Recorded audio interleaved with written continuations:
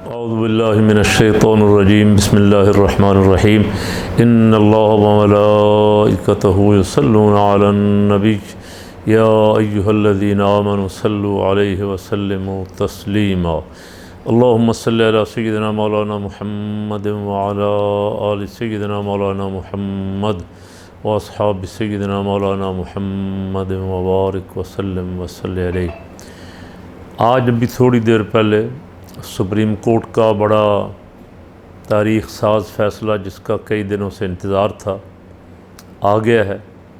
और इस वक्त एक तरफ तो लोग खुशी मना रहे हैं और दूसरी तरफ 13-14 जमाती इत्तेहाद जो है वो वज़ीर आज़म हाउस में सर जोड़ के बैठा हुआ है कि किस तरह सुप्रीम कोर्ट के फ़ैसले के ख़िलाफ़ निकला जाए, चैलेंज किया जाए, ना माना जाए, सारा कुछ उसके पेश नज़र। सुप्रीम कोर्ट ने डिप्टी स्पीकर की रूलिंग को गैर आइनी करार दे दिया है और परवेज़ लाई के 186 वोट जो थे वो बहाल करके हमज़ा को कहा है कि फ़ौरी तौर पे अपना बोरिया बिस्तर उठाएं और घर जाएं, दफ्तर खाली करें। गवर्नर से कहा कि 11:30 बजे परवेज़ लाई से हल्फ लें। अगर गवर्नर अवेलेबल ना हो तो सदर पाकिस्तान परवेज़ लाई से 11:30 बजे हल्फ लें। इस बयानिए इस फ़ैसले का तो नज़र आ रहा था लेट हुआ है काफ़ी। ये उसी दिन 22 को, जिस दिन डिप्टी स्पीकर ने ये सारा कुछ किया था, उसी दिन काश आ जाता तो उनके मुंह पे, गैर आइनी काम करने वालों पे के मुंह पे एक तमाचा लगता और आइंदा कोई डिप्टी स्पीकर इस तरह की साजिश ना करता। डिप्टी स्पीकर ने कौम को धोखा दिया और अब जो अपोजिशन है वो भी धोखा दे रही। मैंने पहले भी उस दिन कहा था, चाहिए तो ये था कि ये 17 जुलाई का अवाम का फ़ैसला देख के इस्तीफ़े दे देते, नहीं तो 22 के बाद तो कोई जवाब रह ही नहीं गया था। बच्चे को पता था कि ये स्पीकर, डिप्टी स्पीकर की रूलिंग गैर आइनी है और हमज़े को फ़ारुग होना है। अब इस पे कल बड़ी लंबी चौड़ी प्रेस कॉन्फ्रेंस वज़ीर आज़म हाउस में बैठ के पाकिस्तान की आला अदलिया के ख़िलाफ़, सिर्फ़ उसमें वज़ीर आज़म में नहीं था, बाकी तो सब थे उसमें। मौलाना फजलुर रहमान, वज़ीर ख़ारजा साहबा, मरीम नवाज़ साहबा और तकरीबन सारे थे। बाकी भी सब बड़ी लंबी चौड़ी लाइन बिठाई हुई थी, दो टोक ऐलान फरमा रहे थे, धमकियाँ दे रहे थे। और फिर कल जब उनका लार्जर बेंच बनाने, फुल कोर्ट का फ़ैसला नहीं माना गया, तो फिर उन्होंने धमकी दी कि हम बाइकाट करते हैं। दबाव का हर हरबा इस्तेमाल किया। अब फ़ैसला आने के बाद मरीम नवाज़ साहबा, पता नहीं ये लोग आइन से ऊपर क्यों चले गए हैं, कैसे चले गए हैं, किसने इनको भेजा है। ज़मानत पे है, अपने वालिद की तीमारदारी के लिए ज़मानत पे रिहाई मिली थी और वो पाकिस्तान के इदारों के ख़िलाफ़ मुहिम चला रही है और उसके पास तकरीबन वज़ीर आज़म का प्रोटोकॉल है, रेंजर है, पुलिस है, एजेंसियों की गाड़ियाँ उसके आगे पीछे हैं। तो अब इस पे कोई लंबी गुफ्तगू की ज़रूरत तो नहीं है, इस पे ख़ुद ही गौर करना चाहिए ये सारा कुछ देने वालों को कि इस तरह, अगर इस तरह बड़ी सीटों पर बैठे हुए लोग अदलिया का मजाक उड़ाएं। पहले फ़ौज का मजाक उड़ाते रहे, जर्नैलों के नाम ले के तंज़ करते रहे, गालियाँ देते रहे, अब आला अदलिया के ख़िलाफ़ इस तरह बोल रहे हैं और वज़ीर आज़म हाउस में बैठे हुए। कल का इनको फ़ारिग कर देना चाहिए था वज़ीर आज़म हाउस से भी, इसलिए कि ये कौन सा किसी जमहूरी तरीके से आए हैं जिस अदम एतमाद को ये जमहूरियत बनाए बैठे हैं, वो बच्चे को पता है। ये तो ला के बिठाए गए हैं, जिन्होंने बिठाया उनको चाहिए था कि अपने मुल्क की अदालतों के एहतराम के लिए इनको कान से पकड़ के कहें, चलो भाई काफ़ी है, तुमने 3 महीने जो मुल्क की तबाही कर ली है, इतना ही काफ़ी है, इससे ज़्यादा ये मुल्क और मुतहम्मिल नहीं हो सकता।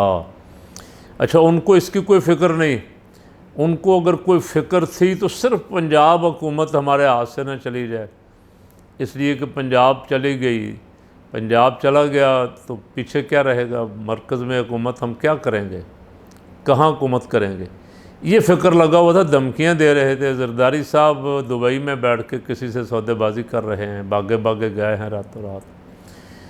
और बाज़ लोग कहते हैं कि कोई डॉलरों का जहाज़ लेके गए हैं, बाहर मुंतकिल कर रहे हैं जो माल इन दिनों में उनको मिला था, बनाया था इन हमज़े को बचाने के लिए। पूरा ख़र्च नहीं हुआ तो उसको ठिकाने लगाने गए हैं। बहरहाल जितने मुँह उतनी बातें, अल्लाह ताला बेहतर जानता है।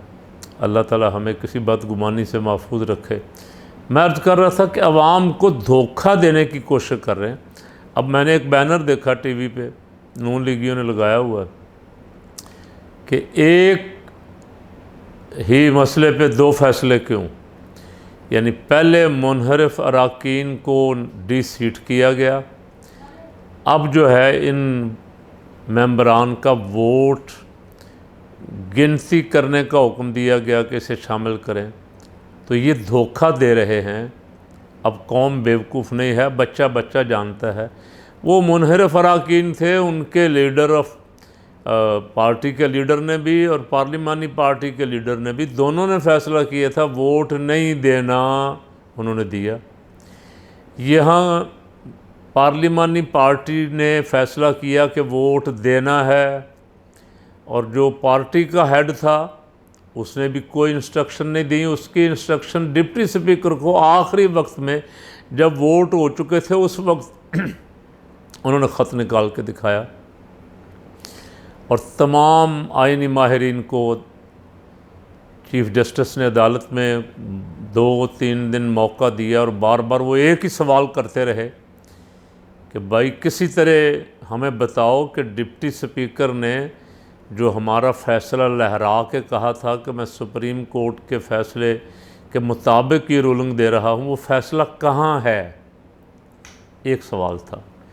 कोई एक बंदा भी, इरफान कादर बहुत भौंका आदमी है, उसके और लतीफ़ अफरीदी जैसे लोग भी उतार दिए मैदान में, गाली गलोच करने वाले भी, और कई, लेकिन कोई एक भी इसका जवाब नहीं दे सका।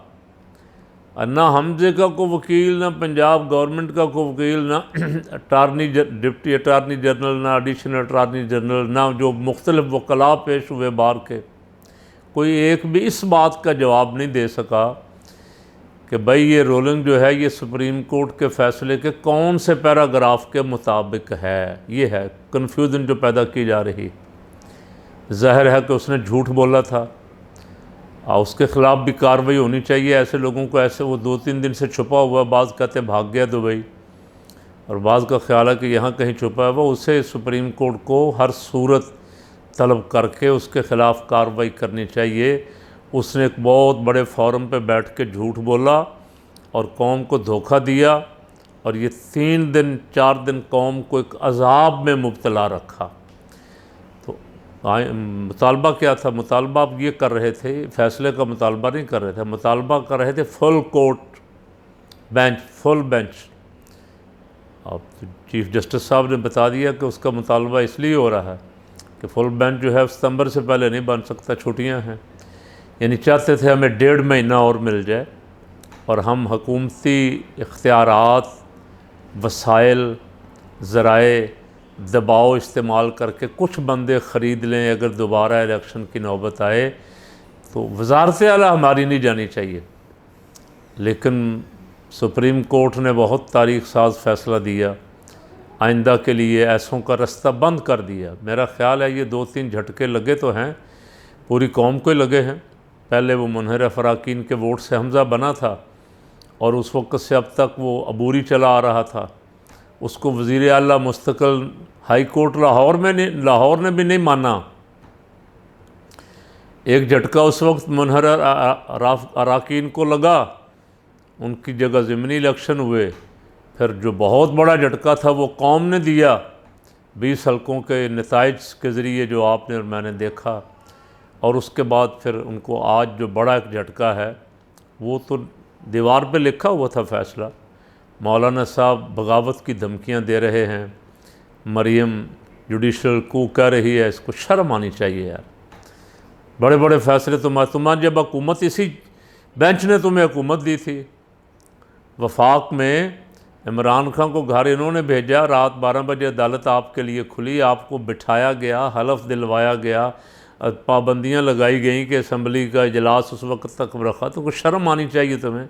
को दो लफ्ज़ उस वक्त तो तुम बड़ी भड़कें लगा लगा के और उछल उछल के और कूद कूद के और डांस कर कर के कह रहे थे और कह रही थी ये बेगमात के तारीख़ी फ़ैसला हो गया, अदलिया हमारी आज़ाद अदलिया। आज वही जज हैं, उनको गालम गलोच कर रहे हो, उनके ख़िलाफ़ तौहीन आमेज़ मुहिम चला रहे हो ट्विटर पे और सोशल मीडिया पे। कुछ शर्म करो, ये सियासत है, ये सियासत है तुम्हारी कि तुम्हें इक़्तिदार छीन के दे दिया जाए, ये जमहूरियत है, इसे जमहूरियत कहते हो। उस साहब को जो बाहर भाग के बैठे हुए हैं धोखा दे के सारे सिस्टम को, उनसे कहो आओ मुल्क में आके मुकाबला करो यार, यहाँ मुहिम चलाओ, मैदान में निकलो। एक तरफ पठान है, दूसरी तरफ जनानियाँ मैदान में उसके मुकाबले में उतारी हुई हैं। सारा कहाँ गई थी मुस्लिम लीग सारी ज़िमनी इलेक्शन में? एक औरत का सहारा लेके, और औरत भी वो जिसको अब कौम सबसे बड़ी झूठा समझती है, और उसके झूठ रोज़ कौम देखती है। सुबह कुछ कह रही, शाम कुछ कह रही, अगले दिन कुछ कह रही, उन्हीं को वो लोटा कर रही थी, उन्हीं के लिए मुहिम चला रही थी। तो ये सियासत इस तरह नहीं चलेगी। अगर मुल्क में जमहूरी सियासत जो तुम कह रहे हो, मैं तो उसको वैसे नहीं मानता। अगर तुम उसे जमहूरियत कहते हो तो फिर जमहूरियत पे आओ। अखलाकियात आखिर किसी चीज़ का नाम है, ये अखलाकियात है। तुम्हारे हक़ में फ़ैसला आए तो सुभान अल्लाह, और तुम्हारे ख़िलाफ़ आए तो उसके ख़िलाफ़ मुहिम चलानी शुरू कर दो, अदालतों पे इल्ज़ामबाजी करो। तो अल्लाह का शुक्र है आज एक मसला तो क्लियर हुआ।